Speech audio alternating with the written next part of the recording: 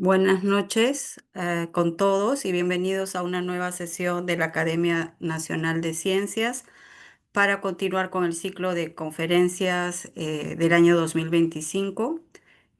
La Academia Nacional de Ciencias es una institución reconocida cuyo rol principal es la promoción y la difusión de la ciencia transversalmente en el país.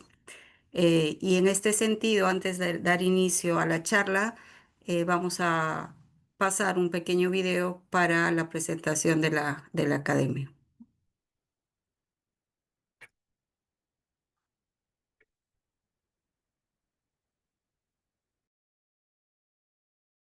Ciencia se debió a un grupo distinguido de peruanos dedicados a la ciencia, la mayoría profesores universitarios. Después de varios acuerdos preparatorios, el 6 de agosto de 1938, en el Salón de Actos de la Facultad de Ciencias Biológicas, Físicas y Matemáticas de la Universidad Nacional Mayor de San Marcos, se realizó la sesión de instalación de la Academia de Ciencias Exactas, Físicas y Naturales de Lima, acordándose su fundación y eligiendo a su primera junta directiva. El 23 de octubre de 1939, mediante decreto supremo firmado por el presidente Óscar Benavides, se hizo oficial la fundación de la Academia, bajo el nombre de Academia Nacional de Ciencias Exactas, Física y Naturales de Lima, con independencia en su organización y funciones. Años después, el 2 de diciembre de 1966, el presidente Fernando Belaúnde firmó un decreto supremo cambiando el nombre a Academia Nacional de Ciencias, como se le conoce hasta el presente. La Academia Nacional de Ciencias tiene como objetivo primordial la difusión y la promoción de la ciencia y la tecnología a nivel nacional y servir como consultor en ciencias a los organismos del Estado.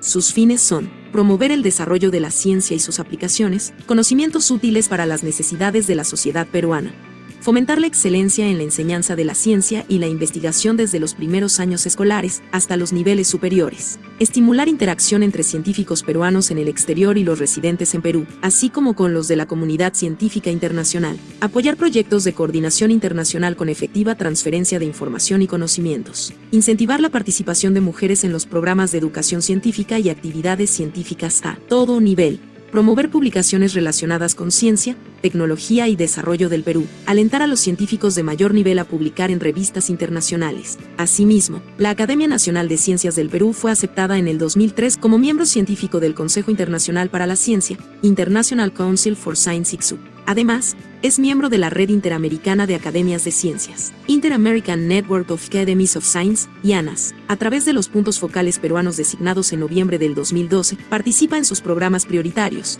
agua, energía, enseñanza de las ciencias y mujeres para la ciencia. Los puntos focales peruanos tienen a su cargo publicaciones sobre Perú, reuniones de IANAS, organización de seminarios y talleres. También se debe destacar la presencia actual de la Academia Nacional de Ciencias en la Academia de Ciencias del Tercer Mundo, TWAS. Los presidentes de la Academia Nacional de Ciencias desde sus inicios hasta el presente son Dr. Godofredo García, Dr. José Tola Pasquel, Ingeniero Alberto Guisek, Dr. Roger Guerra García, Dr. Ronald Woodman, Dr. Abraham Weisberg, Dr. Gustavo González, Dr. Alberto Gago. Desde su fundación, la Academia tuvo un espacio en la Universidad Nacional Mayor de San Marcos. Luego, con el Dr. Tola Pasquel se mudó a otro en la Pontificia Universidad Católica del Perú. Recién en el 2001 el Ministerio de Educación nos cedió parte de las instalaciones de la Casa de Osambela, Centro Cultural Inca Garcilaso de la Vega, que actualmente es nuestra sede, así como de la Academia Peruana de la Lengua, Academia Nacional de Historia y Academia Nacional de Medicina, además de la Academia Peruana de Ingeniería y Academia Peruana de Derecho.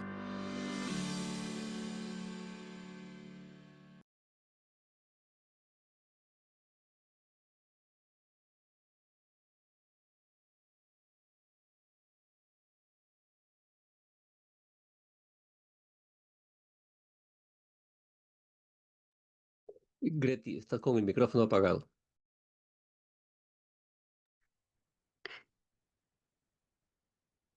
Eh, Bien, entonces el día de hoy tengo el honor de presentar al doctor Daniel Guerra Giraldes. El doctor Daniel Guerra es profesor en la Universidad Peruana Cayetano Heredia y jefe del Departamento Académico de Ingeniería. Tiene un doctorado en ciencias biomédicas con orientación en bioquímica por la Universidad Católica de Lovaina. El doctor Daniel es un investigador muy reconocido. Sus líneas de investigación están básicamente centradas en biología sintética y biofísica celular. Por supuesto, tiene investigaciones y proyectos muy interesantes y numerosas publicaciones. El día de hoy el doctor Daniel Guerra nos va a presentar la charla Desarrollo de biosensores con biología sintética. Bueno, sin más preámbulos, quiero dar la- el pase al doctor Daniel. Adelante, por favor. Muchas gracias, Greti, y muchas gracias por la invitación. Buenas noches a todos. Espero que les resulte interesante. Les voy a presentar un poquito de qué es biología sintética, qué cosas creo que prometen y qué podemos hacer en el Perú, qué cosas estamos haciendo y cómo nos estamos divirtiendo con algunas cosas que empiezan a salir bien. Bien, voy a compartir pantalla. Debo pedir permiso para compartir pantalla. Y ahora sí puedo compartir pantalla y vamos con la presentación que veo que está funcionando. Bien, eh, voy a hablarles de desarrollo de biosensores con biología sintética, pero voy a aprovechar para dar una pequeña introducción de qué cosa es biología sintética y qué cosas promete. Entonces, es una palabra bonita o es un concepto bonito hablar de biología sintética. Y es que ha habido otras palabras, otros conceptos, ¿no? Como biotecnología, biotecnología moderna, ingeniería genética, eh, y bueno, ahora biología sintética, biología de sistemas, también una palabra, un concepto que se ha puesto bastante de moda por alguna temporada, y ahora biología sintética. Entonces, de estas, estos nombres de las cosas, sí tienen una idea, una aproximación, una cierta a, digamos, realidad filosófica detrás, ¿no? De aproximación a lo que queremos hacer. Ah, la biotecnología moderna y tiene este hito de creación cuando se produjo finalmente un gen, la transgénesis de un gen humano en una bacteria para producir una proteína humana. Ah, se colocó el gen de insulina humana en bacteria, en Escherichia coli, para que la Escherichia coli a la hora de multiplicarse, multiplica también este plásmido que produce, que está codificando la proteína humana y a la hora de cultivar a la bacteria produce la proteína humana que luego podemos extraer, purificar y con esto ayudar a muchas personas que sufren de diabetes, que tienen la incapacidad de producir insulina. Esto se logra en 1979 y como digo, este es el hito que marca el nacimiento de la biotecnología moderna, con la manipulación de ADN para fines tecnológicos. Ahora, eh, pero voy a hablar de esto como el trasfondo, el predecesor a la idea de la biología sintética. ¿Cuál fue el problema? Bien, se produce insulina humana. La bacteria tiene su plásmido y produce algo de insulina humana, pero en ese momento, producir insulina humana a partir, perdón, insulina compatible con seres humanos, a partir de purificarlos de páncreas de cerdos, era más rendidor. Y es increíble para nosotros imaginarnos cómo cultivar esta bacteria y extraer la insulina puede ser menos rendidor que cosechar páncreas de cerdos y de allí extraer y purificar la insulina. Pero es el caso. Esta bacteria producía insulina humana, correcto, pero en muy pequeña cantidad. Y tuvieron que inventar las maneras de multiplicar el plásmido, muy alta copia dentro de la bacteria para que aumente su rendimiento. El reto era aumentar 50 veces el rendimiento para poder competir con la tecnología que ya estaba bien madura de producir insulina a partir de extracción en páncreas. Esto lo lograron, este es el equipo heroico, ¿no? Que en el 78 lo logran en su laboratorio, todo el año 79 logran un mayor rendimiento y el 83 ya es un producto. Pero ¿de qué estamos hablando cuando hablamos de mejorar el rendimiento a partir de un gen transgénico, ¿no? Metido en la bacteria? Tenemos que meternos a los circuitos de regulación de la expresión genética. Y eso es lo que yo considero base del paradigma de biología sintética. Voy a usar un puntero. Y si este era el hito para la biotecnología moderna, lograrlo de manera práctica tuvo que utilizar herramientas previas. El concepto de la regulación de la expresión genética modular que nace con el operón LAC en 1961. Me voy a dar el gusto de eh, presentar esta figura que proviene del paper de 1961 de Jacob y Monod, en donde nos colocan acá el genoma y que usando como sustrato deoxirribonucleótidos, puedes duplicar, replicar el genoma. Pero también usando como molde el genoma, usando ribonucleótidos, puedes tener transcritos de ARN, llamados aquí M, ¿no? Por el mensajero de RNA. Y estos como molde, utilizando aminoácidos como sustratos, pueden guiar la síntesis de proteínas. Me gusta resaltar que aquí, en esta figura de 1961 del dogma central de la biología molecular, ponen aquí replicación, luego transcripción 1 y transcripción 2. Todavía no estaba usado el término de traducción. Pero aquí nacen los conceptos y aquí se van a ir utilizando. Pero la novedad que se dio en 1961 fue esta de eh, entender cómo se están regulando los genes para ser expresados en diferentes situaciones. Y esto que forma parte de los cursos de biología molecular en cualquier carrera vinculada a biología, eh, nace con esta figura, que es la segunda figura del mismo paper de 1961, ¿no? Hay un gen que codifica una proteína reguladora y la proteína reguladora se une a una secuencia reguladora en el ADN que controla la expresión de los genes de interés, ¿no?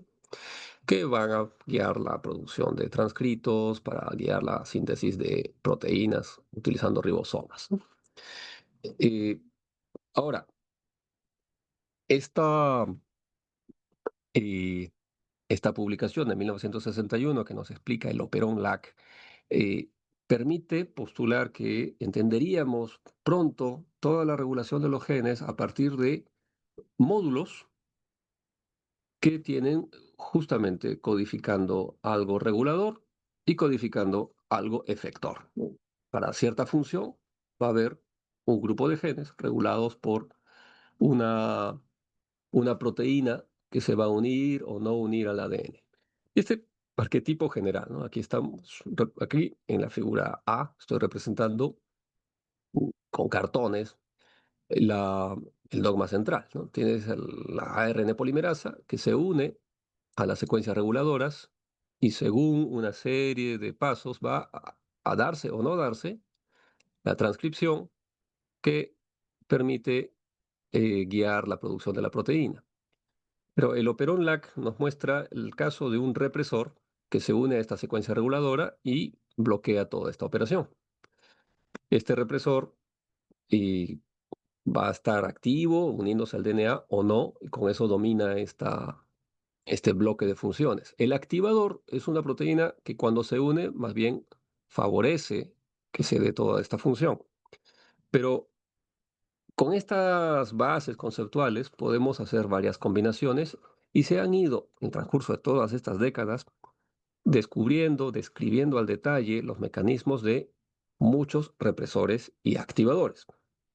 Tenemos acá, por ejemplo, el represor que es activo por defecto y frente a un ligando deja de ser represor, se despega del ADN y permite la transcripción. Este es el caso del represor LAC en el operón LAC, que acabamos de ver dibujado en 1961 por primera vez.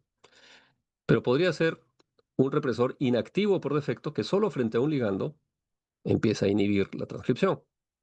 Ese es el caso, por ejemplo, de un represor asociado a triptofano. Cuando hay mucho triptofano, pues se pega ahí y ya todas las enzimas para la biosíntesis de triptofano pues no se necesitan. Entonces tenemos represores de los dos tipos y tenemos también activadores de los dos tipos. Y si con solamente estos cuatro ejemplos ya podemos dibujar todas las puertas lógicas que podemos imaginar.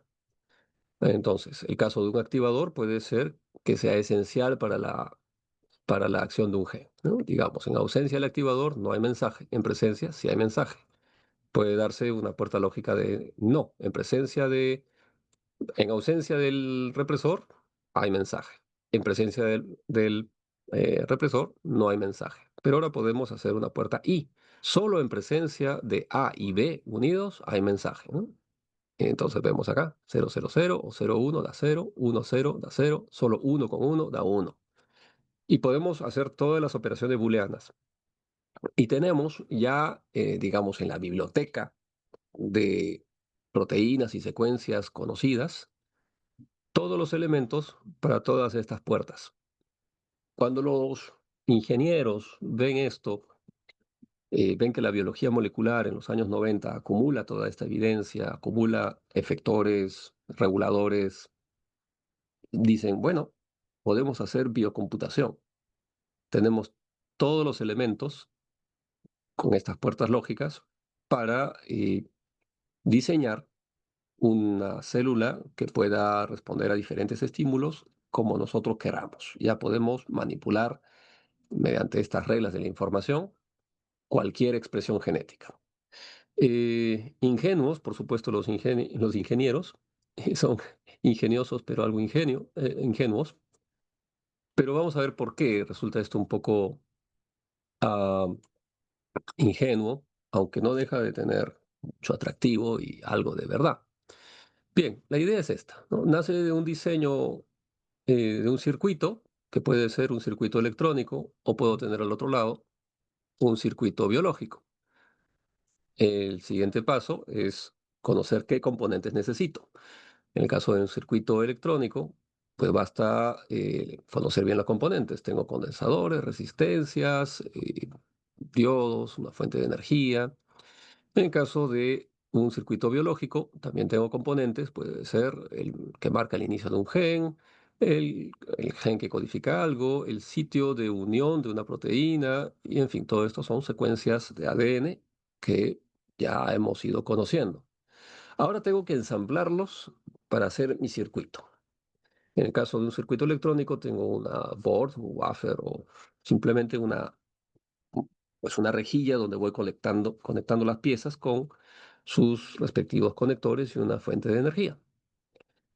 Aquí viene la diferencia. El chasis donde voy a colocar los componentes de mi circuito no es una tabula rasa, es una célula viva que tiene ya funciones nativas. Cualquier cosa que yo meta puede en potencia interferir con las funciones nativas y además las cosas que yo considero que van a funcionar en mi diseño, no estoy totalmente seguro que no reciban un efecto del contexto celular. Hay muchas situaciones que va a hacer que lo que yo predigo va a ser un poco distinto. Y eso lo represento acá. En el caso del circuito electrónico, voy a tener para cada voltaje una corriente predecible, voy a tener un ciclo predecible de todas las características que puedo imaginar. En cambio, el resultado, en el caso del circuito biológico, voy a hacer un experimento en que con un estímulo efectivamente aumento la producción de una proteína y otro estímulo la hace reducirse, con otra célula quizás idéntica de la misma especie, pero que la he cultivado quizás al día siguiente con una pequeñísima diferencia que no me he percatado. Tal vez tengo la misma respuesta, algo más rápida, pero luego el segundo estímulo que se debía apagarlo, no lo apaga totalmente. O tengo una actividad de fondo muy alta y ya tengo poco que estimular y luego cuando lo apago se apaga más que lo anterior. Puede haber muchas variaciones debido al contexto celular o debido a variaciones de mi experimento que no sé controlar. En principal razón porque el contexto celular influye sobre mi resultado y yo no conozco todo sobre mi contexto celular. Ah, en consecuencia, la biología sintética no es que sea un sueño, pero requiere todavía muchos ciclos de ensayo y error. Vean que he querido representar que en todos los casos tenemos el resultado predecible de un encendido y un apagado, pero la calidad del encendido o la cantidad de encendido y apagado sí que varía y no necesariamente lo puedo predecir. Bueno, debido a que hay mucho ensayo y error en el mundo, los grandes laboratorios que marcan la pauta, que dan realmente los grandes avances en biología sintética, no dejan de hacer mucho y error. Más bien han sistematizado el ensayo y error haciendo no una clonación por vez para ensayar un circuito, sino ensayar decenas, centenas de circuitos y sus variaciones a través de cultivos muy pequeñitos, a través de clonaciones en multiplex, haciendo combinatorias, y luego cogen el circuito que más les gusta, el que mejor funciona, y los que no funcionan, pues no necesariamente se caracterizan, ¿no? Eh, entonces, bueno, la cosa va funcionando y va mejorando, y la inversión en el mundo va aumentando. Se predice todo este crecimiento. Estamos en el 2024, 2020, con datos crudos, datos duros del 24, el 25 es una predicción, y con el crecimiento exponencial sostenido que ha tenido hasta ahora, se proyecta que se triplica el mercado de proteínas recombinantes, que es quizás el producto más claro de la ingeniería genética de este nivel, que requiere, como hemos visto, mucha ingeniería de las regulaciones. Entonces estamos hablando de un mercado grande y en crecimiento. En biología sintética, en donde esto debería ser considerado una parte, hay todavía como un 30% de la inversión que consiste en investigación y desarrollo. Entonces, el crecimiento de la industria todavía no se sabe realmente hasta dónde va a llegar, pero se predice que va a llegar a todos los sectores, eh, en industria química, en construcción, maquinaria, fuente de energía, por supuesto, en farmacia y en alimentos ya está, y están aumentando los productos de biología sintética en ello, pero en rubros como materiales y energía también. Vamos a hablar un poquito de eso. Los campos de acción de la biología sintética son pues la producción de moléculas de alto valor. Es obvio en el caso de proteínas, y está la insulina, pero hay otras moléculas de alto valor que no son proteína y que requieren que se haya hecho la ingeniería de meter toda una ruta metabólica en una célula nueva.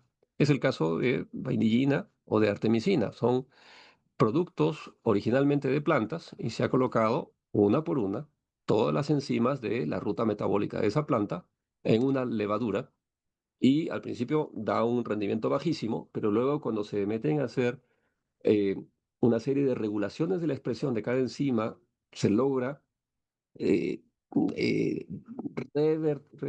redireccionar el flujo de carbono hacia una mayor producción de estos productos, de vanillina o artemisina o un este, precursor de antibióticos. Precursor de otros materiales también, farneseno como un precursor de escualeno o el ácido adípico que se utiliza para esterizar plásticos, entonces es parte de los geles, de parte del nylon. Y estos son moléculas de muy alto valor cuando se producen en grandes cantidades. Lo interesante es que estos productos de biología sintética reemplazarían a la petroquímica. En mi opinión, no solamente lo van a reemplazar porque son prácticos, porque la tecnología para hacerlo ya existe y porque es eficiente, sino porque prometen una economía de ciclo de carbono cero. Pueden hacerse productos, todos los productos que obtenemos del gas natural y la petroquímica, se pueden hacer ahora a partir de cultivos de bacterias y levaduras. ¿Por qué no se hace? Bueno, es cuestión de inversión. Toda la petroquímica ya está instalada. Pero tarde o temprano, el cambio de matriz energética no va a ser solamente el cambio de matriz energética, va a ser el cambio de matriz de manufactura. Nuestros materiales van a ser producidos por levaduras y bacterias. Es cosa de tiempo. Y cuando esto vaya ocurriendo, los países que están invirtiendo en este momento para desarrollar su biología sintética, que saben que esto va a ocurrir, van a ir promoviendo leyes e impuestos que graven el uso de gas natural, el uso del petróleo como fuente de manufactura. Entonces, tarde o temprano va a estar probablemente hasta prohibido usar plásticos y otros materiales hechos a partir de gas natural o petróleo. Esta es la nueva bioeconomía, entonces, ¿no? En donde con una fuente de carbono y nitrógeno y energía puedes tener grandes fermentadores que produzcan moléculas, obviamente, de interés farmacéutico como proteínas. Las proteínas pueden tener muchas otras funciones industria de alimentos, obviamente, industria de alimentos animales también, obviamente, eso ya se está dando, pero también proteínas que sean parte de materiales, por ejemplo. En caso de otras moléculas de alto valor como drogas, ya lo vimos, pero también materiales como base de plásticos y combustibles, ¿no? Nada impide, y se ha logrado a escala de laboratorio, la producción eficiente, o sea, costo-beneficio correcto, bueno, de ácidos grasos de cadena larga como excelentes combustibles de buena calidad a partir de cultivos de bacterias fotosintéticas. Todo esto va a ocurrir, pero en el Perú, digamos que no tenemos la influencia o como para liderar en el campo de cambiar la matriz de manufactura y la matriz de energía. Yo pienso que lo que sí podemos avanzar y dar la pauta en el mundo es en la analítica. Los seres vivos, la evolución biológica, ha producido una serie de moléculas sumamente específicas, exquisitamente específicas y muy sensibles. Y podemos aprovecharlas para detectar virtualmente cualquier cosa. Hablemos de problemas nuestros y con ellos desarrollar nuestra tecnología y con ellos estar preparados para el momento en que cambia la matriz de manufactura. Eh, Problemas nuestros, contaminación por metales pesados. Eh, Esto es una tragedia, por ejemplo, lo que estamos viendo en la selva con tantos ríos cuyos cauces, el sedimento está siendo mezclado de tal forma que los metales que están en el sedimento pasan a estar en la columna de agua por más tiempo y se vuelven más disponibles y además está vertiendo mercurio directamente al río. Y la extensión en la que esto está ocurriendo es enorme, territorio muy grande, y es muy difícil de detectar metales como mercurio porque son elementos, están en cantidades muy pequeñitas, de manera que los procedimientos para detectarlos requieren equipamiento muy costoso y personal altamente capacitado. Eh, el monitoreo de áreas tan extensas, pues no se da abasto, ¿no? El Estado no llega a monitorear áreas tan grandes. Pensamos que la popularización de biosensores puede ayudar a que la población misma no solo esté consciente de los daños, sino que cuide su propia seguridad y popularizar la información para que el centro que me da la información no esté pues en una gran ciudad a varios kilómetros de aquí, sino que esté en un laboratorio de microbiología cercano a mi comunidad o quizás en un colegio de secundaria. A ese nivel deberíamos llegar. Esto es otra fotografía de un boletín del INGEMET recientemente publicado, donde tenemos pues una cantidad de arsénico y de cadmio tremenda, ¿no? Vaya. Todo lo que está rojo y morado está entre 3 y 5 veces por encima de los estándares ambientales. Entonces estamos hablando de mercurio, cadmio y arsénico en cantidades, en concentraciones peligrosas. Bueno, pero no importa lo contaminado que esté un área, siempre va a haber bacterias allí. Y si hay bacterias resistiendo una sustancia tóxica, no solamente tienen genes que le permiten resistir esa sustancia tóxica, sino que tienen genes detectando esa sustancia tóxica.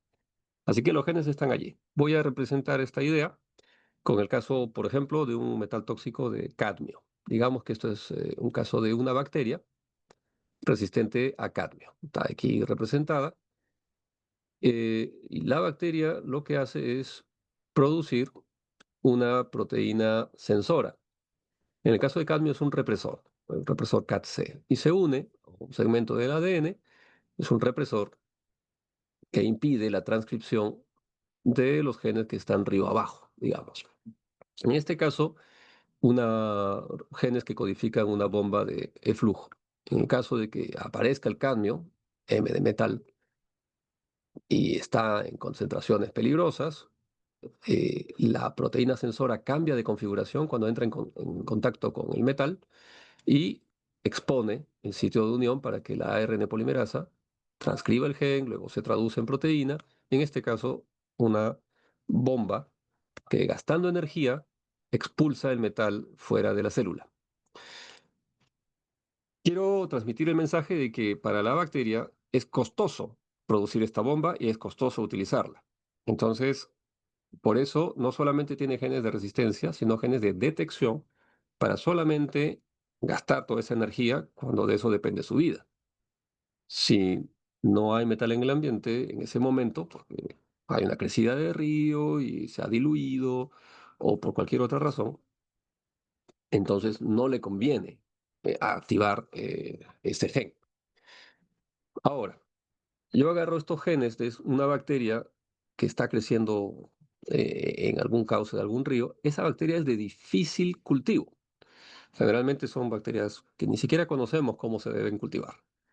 Pero los genes están ahí y podemos tomar el circuito y llevarlo a una bacteria de fácil cultivo, Escherichia coli, ¿no?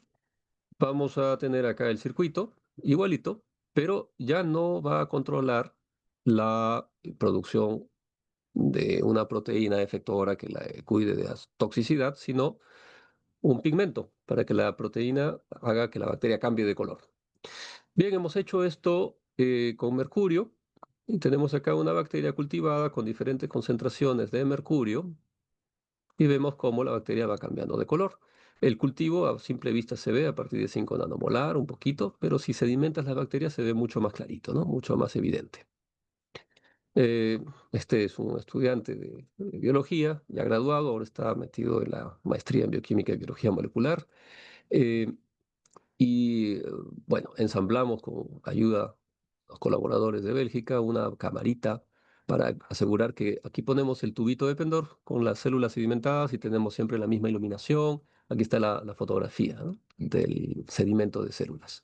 El color azul es gracias al gen AMIL-CP que proviene de un coral. Aquí una foto del coral. Y tenemos pues esta intensidad del color en función de la concentración de mercurio en el medio de cultivo. Si lo linearizamos, podemos ver que nuestra curva pues tiene una sensibilidad justo un poco por debajo de lo recomendado como apto para agua potable según la Organización Mundial de la Salud. Entonces, estamos contentos con eso, pero queremos hacerlo como algo que popularice el uso de los biosensores, así que lo llevamos a profesores de colegio. Hicimos talleres con profesores de 10 colegios públicos en Lima, 10 colegios públicos en Cajamarca y 8 colegios públicos en Iquitos. Aquí están, ¿no? Bueno, en el taller los hicimos procesar muestras y sembrar los cultivos y al día siguiente podíamos ver los resultados. En el taller aquí estamos en Cajamarca, aquí estamos proyectando la proteína MER-R, que es el sensor para mercurio, y aquí están los profesores mirando el plásmido que permite esta actividad. Aquí están las muestras que ellos procesaron y vean cómo en los controles con diferentes concentraciones de mercurio van teniendo color. Aquí algunas notas de algún profesor que mezcla quechua con castellano para dentro del taller. Me dio gusto ver sus notas bastante detalladas. Y bueno, publicamos esto hace no mucho. Y estamos contentos con ello. Pero eh, también resultó algo ingenuo pensar que los profesores podrían usar esto en sus clases. Ah, Resulta demasiado complicado crecer la bacteria. Hubo varias estrategias que probamos, encerrarlas en bolitas de alginato para que lo siembren allí, ah, pero resulta complejo. Eh, Así que nos empezamos a preguntar por qué es tan complejo, por qué en diferentes manos el sensor parece ser menos robusto, menos fácil de usar. Y una manera de estudiarlo un poco más a fondo y ver los pros y contras del sensor es, en lugar de dejar que se cultive un largo tiempo y de ahí medir la cantidad de color acumulado, es colocarle una proteína fluorescente de manera que en tiempo real puedes medir cómo se va acumulando la fluorescencia.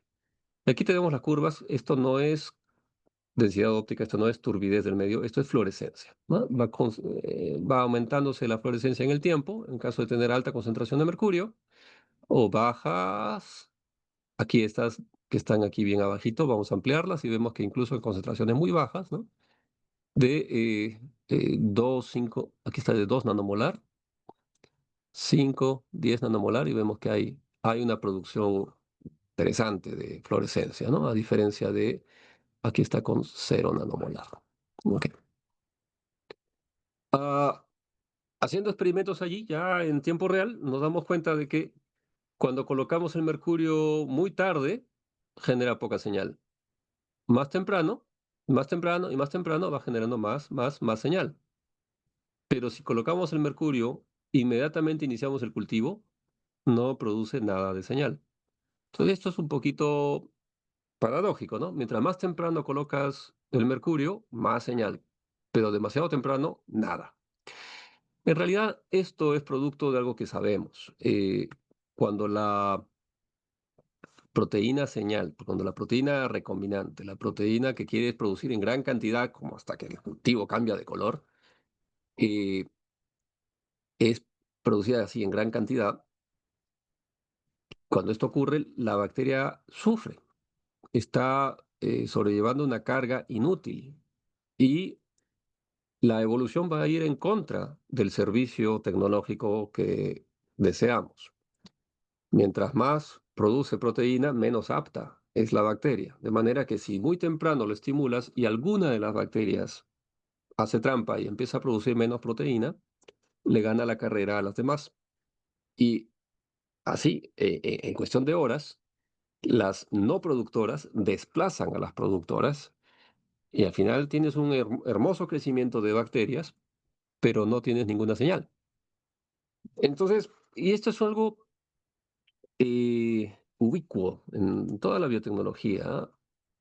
El propósito tecnológico, el propósito de producción de señal o producción de cualquier componente que desees, va a ir en contra de la fitness biológico, ¿no? De la aptitud biológica de tu organismo. Así que empezamos a estudiar un poco en diferentes escenarios cómo va eso.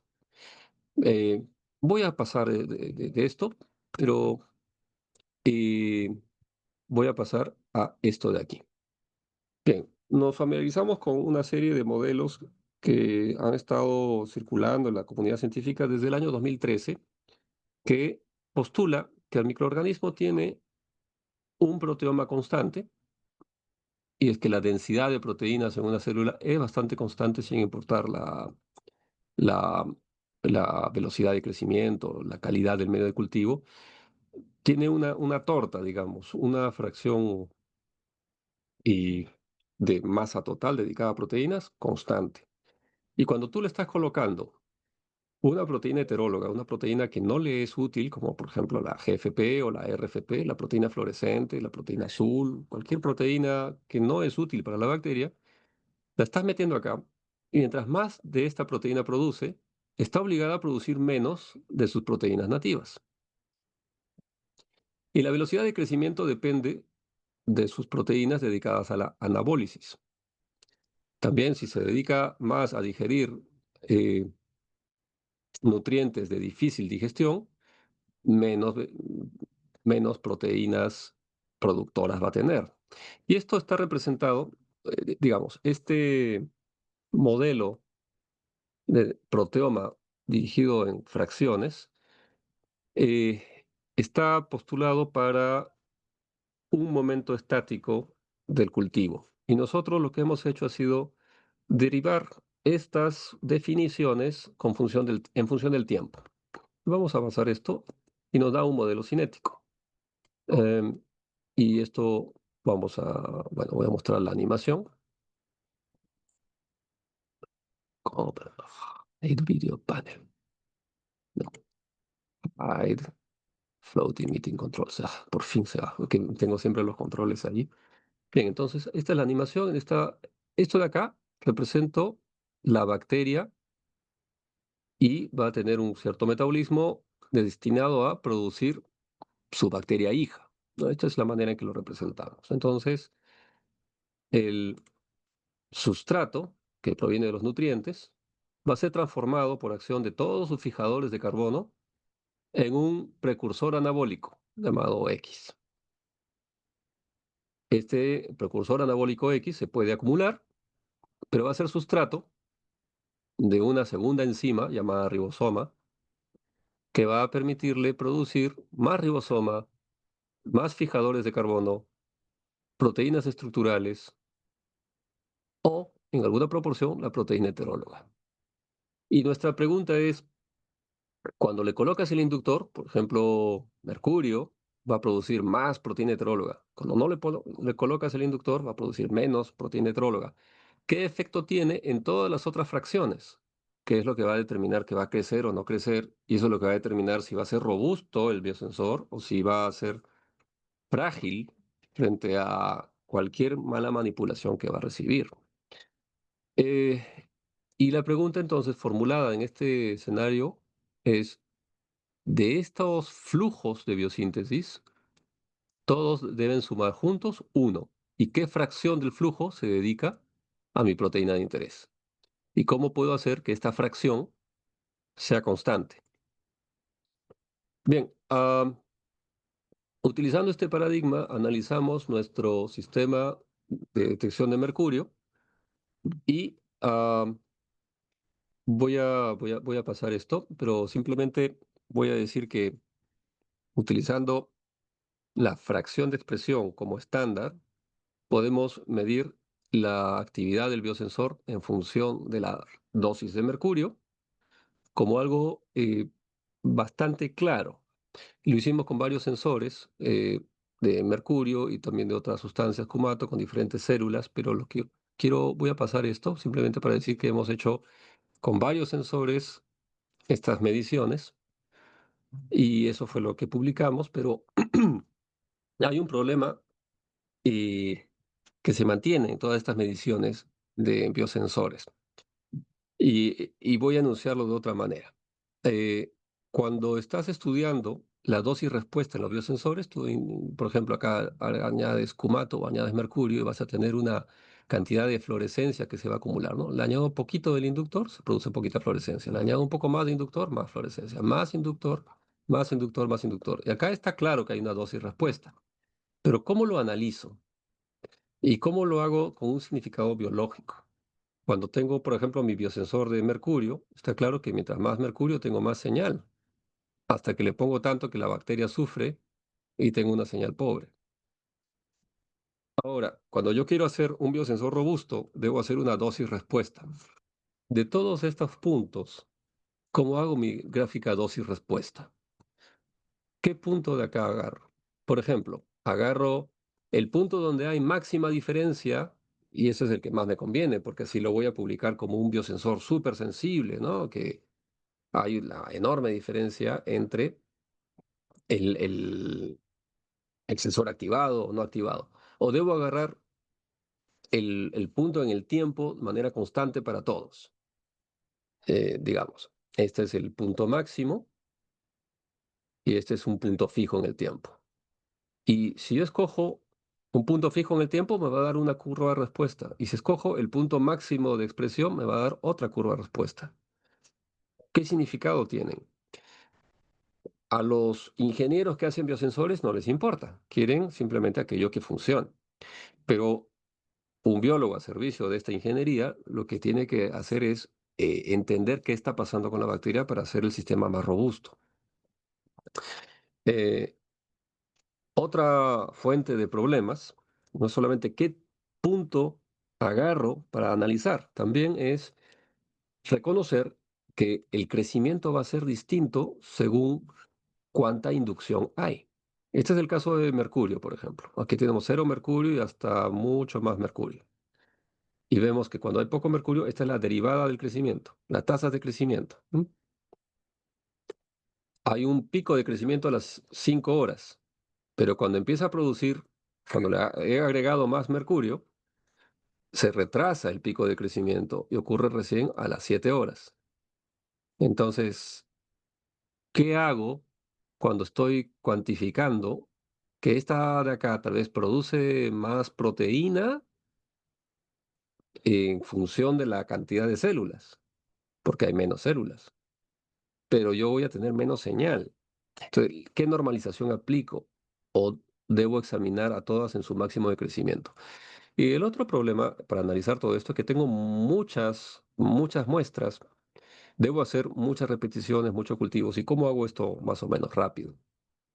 Ok, lo que hemos determinado es esto, ¿no? Con el modelo cinético que les mostré, los nutrientes se convierten en fracciones de proteína.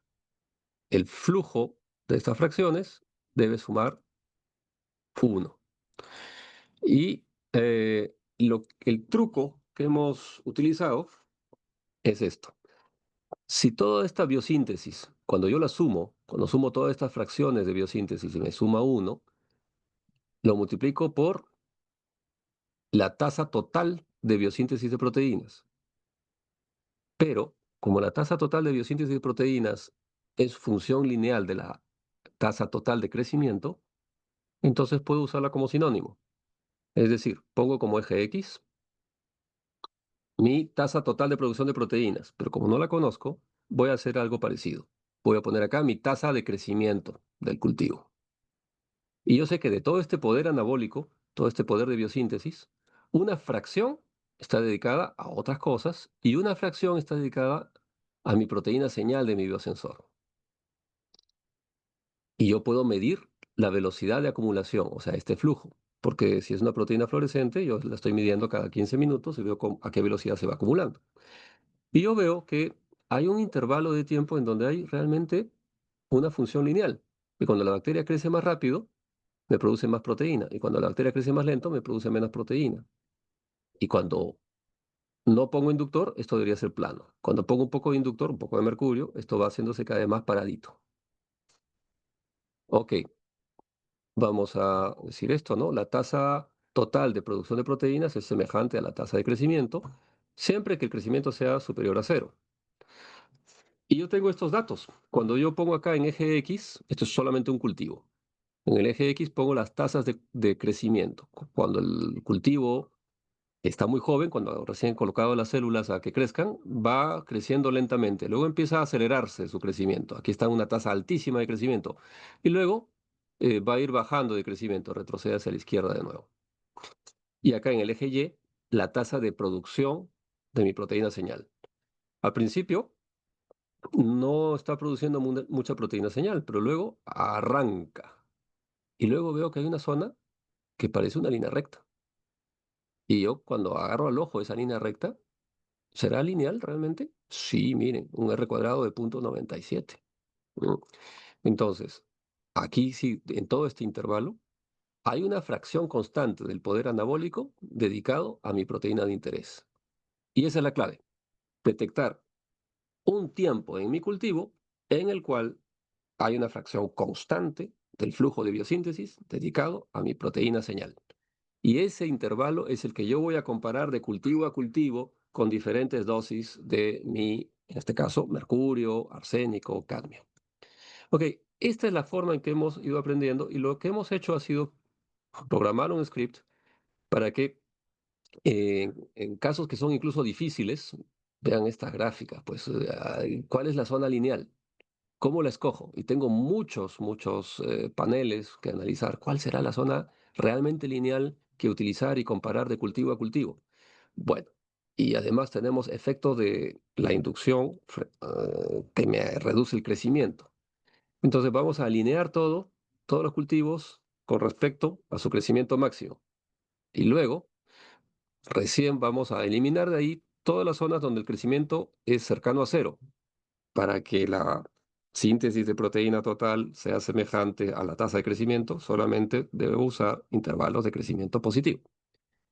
Y luego le digo a la computadora, con ese cropping, con ese pedazo de mis datos, identifica las regiones donde puedes decir, hay una región realmente lineal. La computadora los identifica y ahora, con todos los datos de los 90 y tantos cultivos que tengo, identifícame cuál es el intervalo más frecuente, ¿no? Digamos, hay un cultivo que me dio este intervalo como la zona favorita lineal, este me dio este me dio este otro, y así hago mi estadística para ver qué intervalo del tiempo es el más popular en todos los cultivos considerado un intervalo lineal. Bien, y ese intervalo lo tomo como el centro y tomo unos flancos suficientes. Y ahora sí, tomo este intervalo a la fuerza como el mismo intervalo que voy a analizar en todos mis cultivos. Y lo que voy a obtener es algo como esto. Estos son datos eh, estos son datos del sensor de mercurio, ¿no? Entonces vemos cómo la pendiente se va haciendo cada vez más paradita en diferentes concentraciones de mercurio. Hemos hecho lo mismo con nuestro sensor de arsénico. Esto es el biosensor de arsénico, efectivamente. Vemos cómo se va haciendo cada vez más paradito. Este fue más difícil porque tiene una zona no lineal bien fea. Y decirle de manera objetiva a nuestro script que lo detecte, pues ha ido siendo un reto, pero realmente después de afinarlo, la detección del intervalo lineal más popular entre cultivos ha sido muy, muy consistente.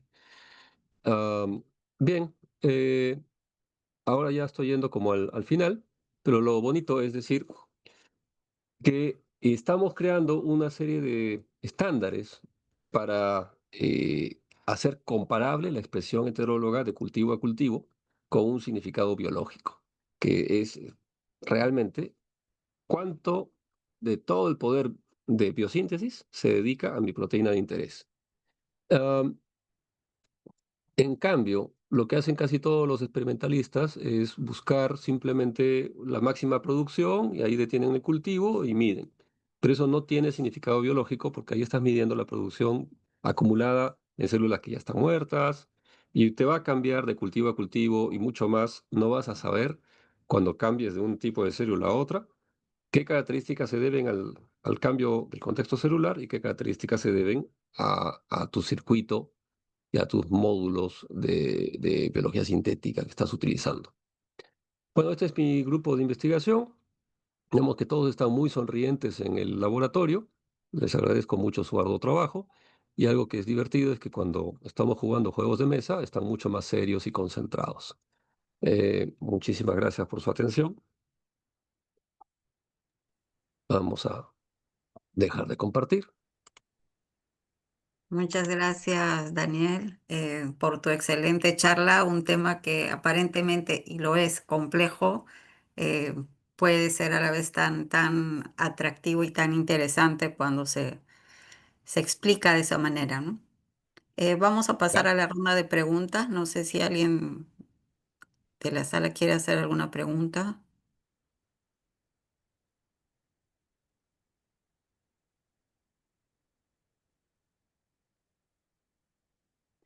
Y, a ver, puedo empezar yo, entonces tengo algunas opiniones y preguntas. De hecho, el tema de la biología sintética ha despegado y como tú dices, se ha convertido en una herramienta en realidad de innovación.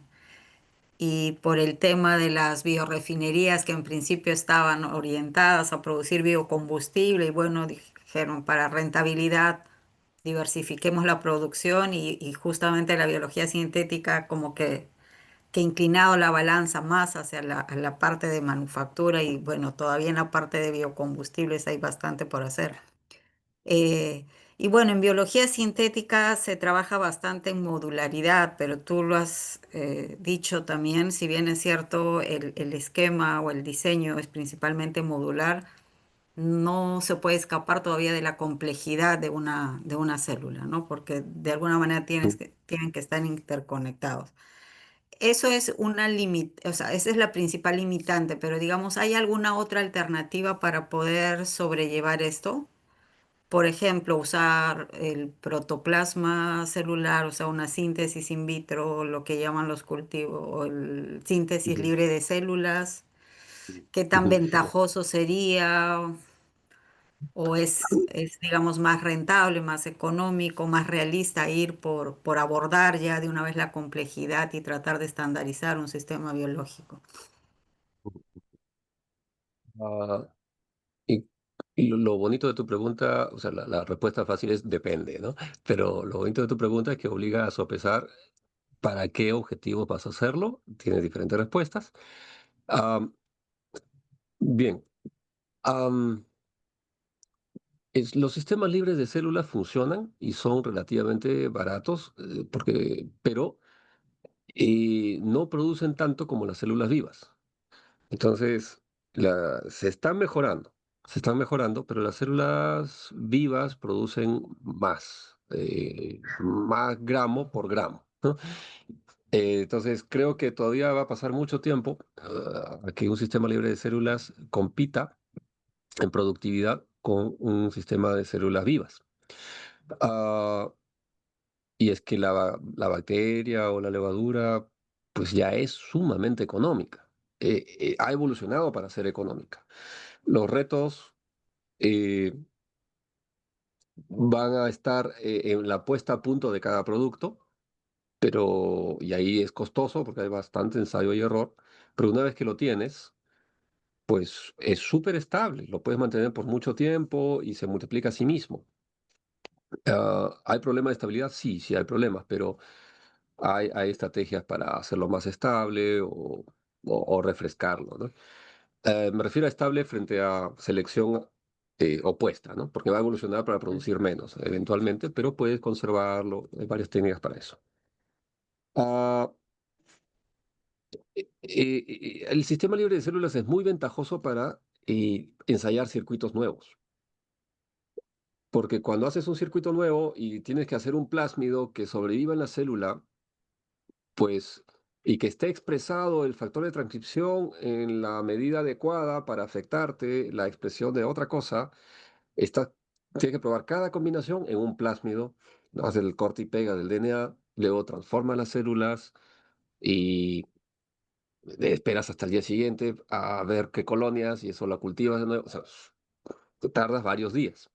Incluso teniendo todo robotizado, te tarda varios días, si es que todo sale bien. El sistema libre de células, en todo este dilema de cómo hacer que una cosa se exprese en la medida necesaria para regular otra pieza, se traduce a simplemente pipetea más DNA de uno y pipetea menos del otro y vas titulando. Y en 10 pocillos de una placa multiposo te ahorras semanas de experimentación. Cuando tengas la titulación correcta de cada pieza, recién ahí te pones a pensar, bueno, ok, ¿cómo voy a imitar esto en un plásmido para hacerlo en una bacteria viva? Entonces, los sistemas libres de células son excelentes para ensayar nuevos circuitos, pero la productividad es relativamente baja. Ujú. Ah, Hacia ahí iba a preguntar, y el reto de la regularidad. Creo que es ensayo y error sistemático todavía, ¿no?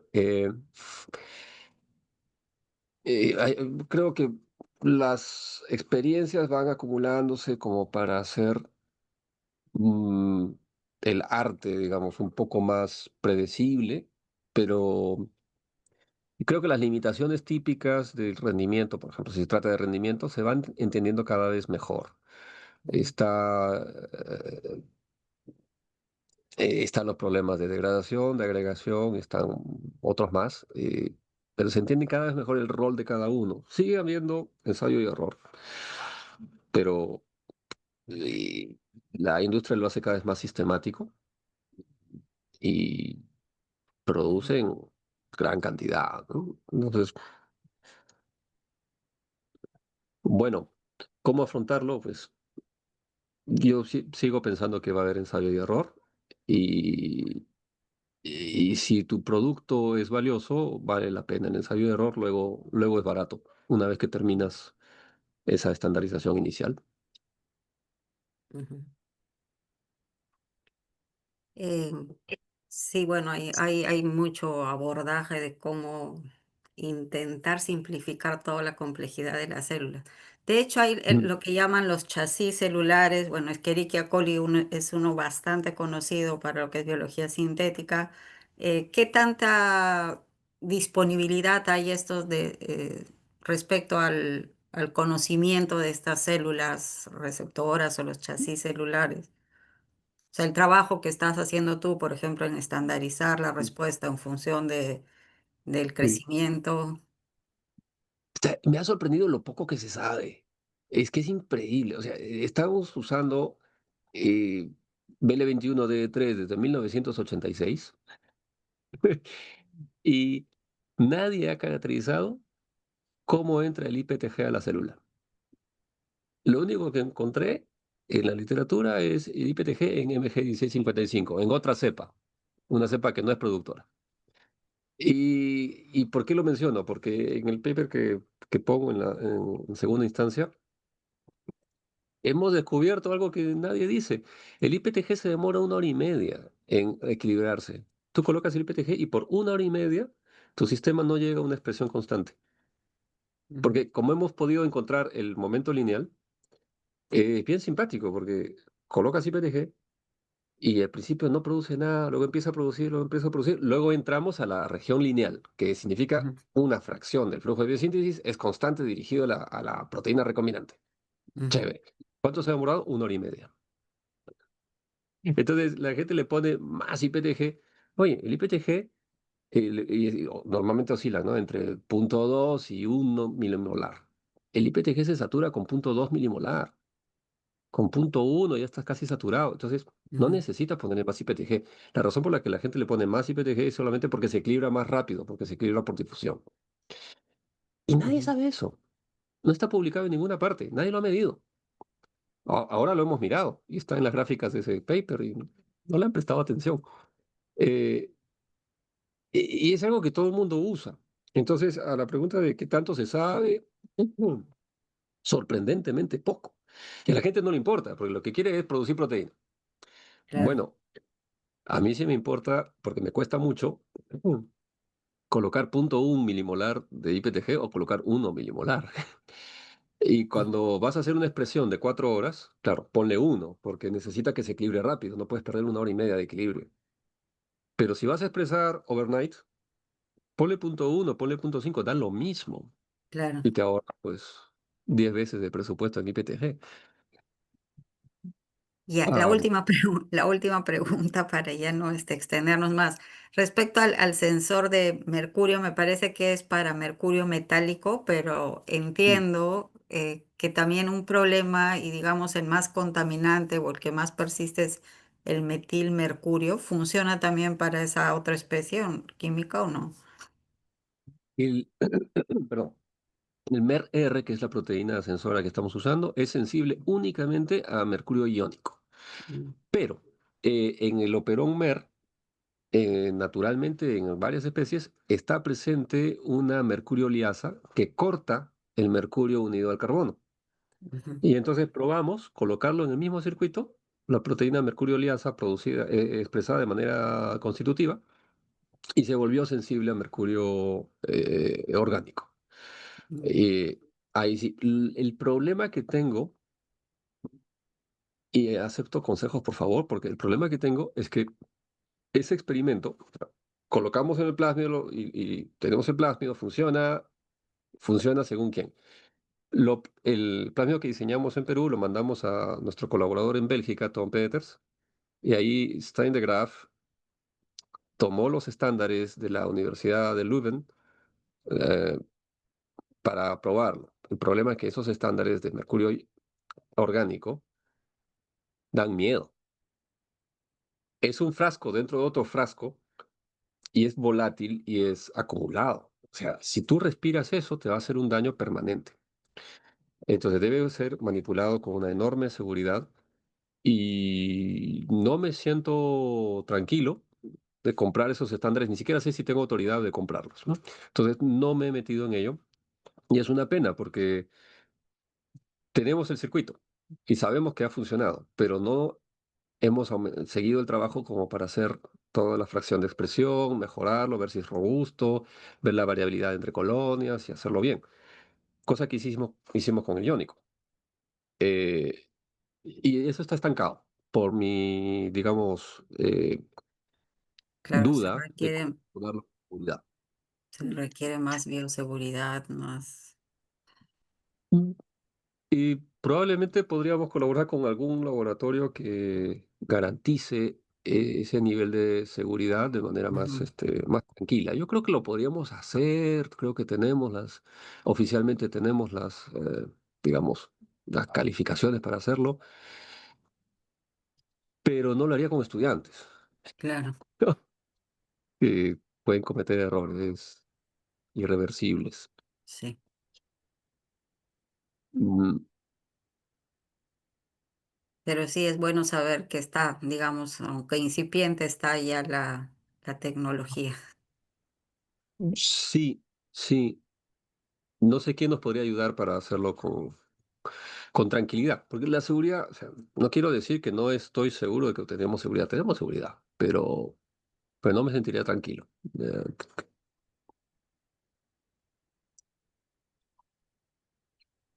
Bueno, entonces es un reto y bueno, estamos también ya al tanto para ver si hay alguna oportunidad para que puedas trabajar y probar también con mercurio orgánico. sí, ojalá. Bueno, entonces creo que ya no hay más preguntas. Te agradezco sinceramente, Daniel, por la excelente charla, por estos pequeños momentos que son tan importantes para enterarnos de lo que se está haciendo en el país, que es ciencia básica, pero también ya con una proyección hacia algo aplicado, que es también algo importante de resaltar. No nos podemos eh, saltar de frente hacia lo que llamamos innovación, aplicación, si es que no pasamos necesariamente por una etapa de ciencia básica, que es lo que tú estás haciendo para tratar de estandarizar lo que posteriormente va a ser una aplicación, ¿no? Una tecnología que sea robusta. Ricardo, y esto es ciencia aplicada y nos ha obligado a hacer algo de ciencia básica y eso nos pone muy contentos en cuanto a la fracción de expresión. Sí, justamente Bueno, para hacer que finalmente la gracias. tecnología sea predecible, sea robusta, que es el Ah, objetivo, creo, de cualquier tecnología, de cualquier tipo de sí, innovación, ¿no? sí. Agradezco mucho el espacio, es muy grato, Greti, conversar contigo y bueno, ojalá que haya suscitado interés de otras personas también. Y Gracias. claro que sí. Ahí también se está transmitiendo por la plataforma de Facebook, así que seguramente hay interacción también ahí. Muchas gracias, Daniel. No te quitamos más tiempo. Buenas noches con todos y muchas gracias por su asistencia. Chao, chao, gracias. Gracias.